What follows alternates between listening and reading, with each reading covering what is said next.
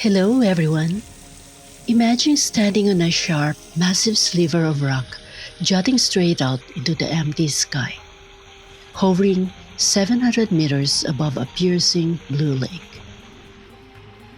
That is Trolltunga, the Troll's tongue in southwestern Norway, and it is easily one of the most breathtaking bucket list sites in the world. But getting that view requires a lot of effort. It is a long and challenging day hike, and logistics could be tricky. Today, I am breaking down everything you need to know to prepare, from the trail statistics to the parking situation, so you could enjoy the journey safely. Let's start with basic facts. Depending on where you choose to start, which we will look at in a moment, this is a round-trip hike of 20 to 27 kilometers.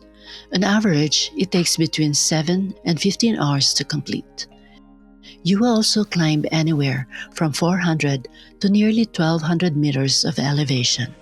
It is a full-day commitment, and the mountain weather can change from sunshine to cold rain very quickly.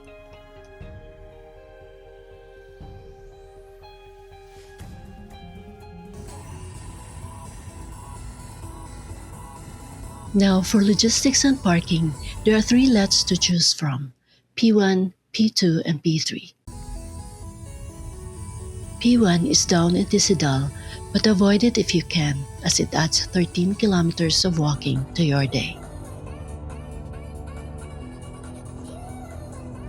P2 in Shigidal is the standard starting point. It costs around 500 kroner and makes the hike a 27-kilometer round trip. Make sure to use the restrooms here at P2, as they are the last facilities on the mountain. P2 also has drinking water and a little gift and coffee shop to fuel up. The main challenge here is the first 4 kilometers, which is a steep climb up a paved switchback road. There is a higher lot called B3 that bypasses this paved road, but it is limited to 30 spots a day and books out months in advance. Instead, you can do what we did: park at P2 and take the shuttle bus round trip up to P3 where the trailhead is. You don't need to pre-book.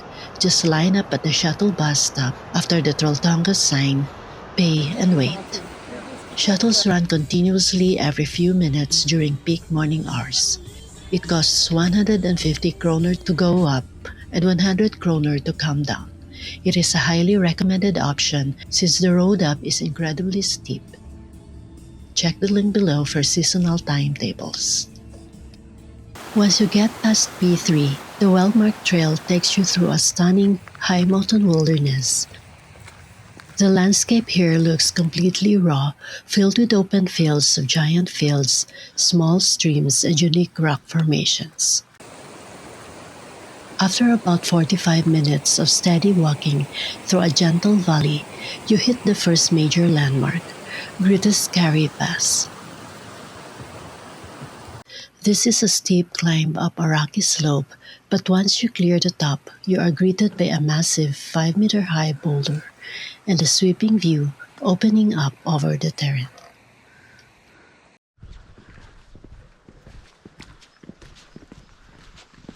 Keep following the trail posts as you navigate through this valley, which opens up to Store Floren at its old historical stables.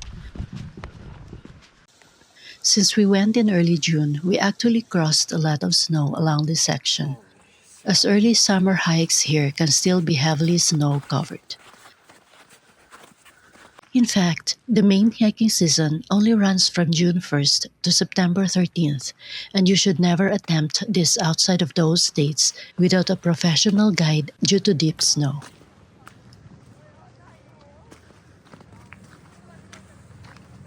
After this, you will ascend a second incline called Trolltunga Pass. There is an emergency shelter right here at the pass, making it a great spot to catch your breath. From there, the trail crosses a vast rugged plateau. About halfway through the hike, the path hugs the edge of the cliffs, giving you incredible vertical drop-off views straight down into the turquoise waters of Lake Rengedalsvatnet. The lake is massive and twists through the canyon far below, surrounded by steep granite rock walls. It gives you a classic look at how the deep, narrow fjords carve straight through the Norwegian mountain.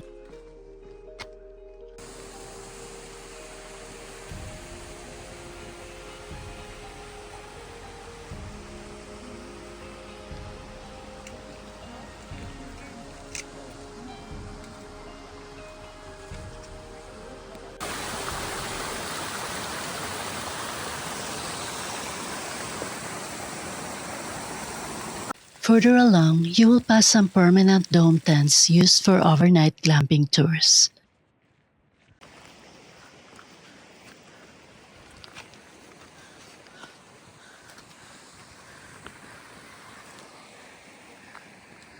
The path then wraps around more beautiful cliffs that still offer glimpses of the lake below.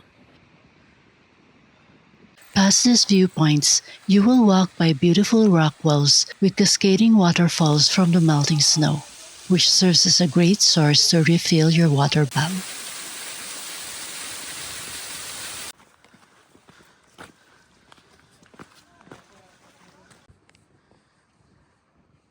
You pass one final emergency shelter and crest a ridge of boulders.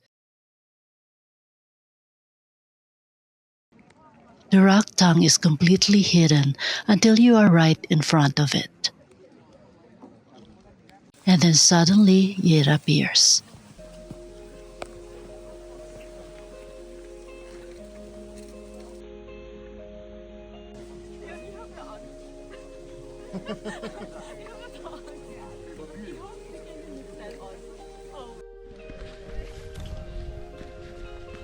To actually get into the rock, you will climb down a few metal rungs bolted into the cliffside.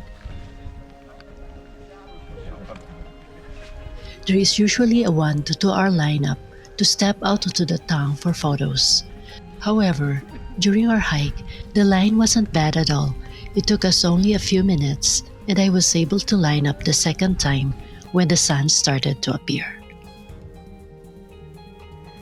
If you do encounter a wait, it is a great chance to just relax, take in the incredible views, and enjoy a well-deserved snack.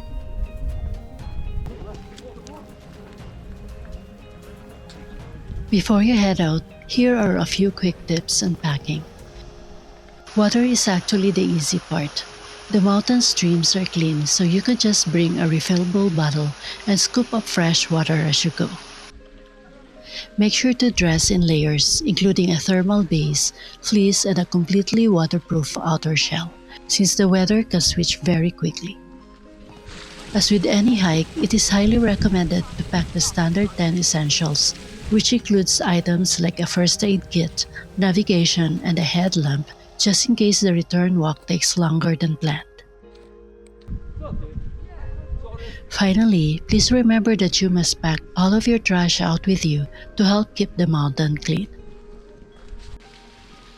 Trolltunga is tough and takes a lot of endurance, but standing on the edge of the cliff makes every single step worth it. Hit the subscribe button if this helped you plan your next adventure, and let me know in the comments, would you step out onto the Troll's tongue?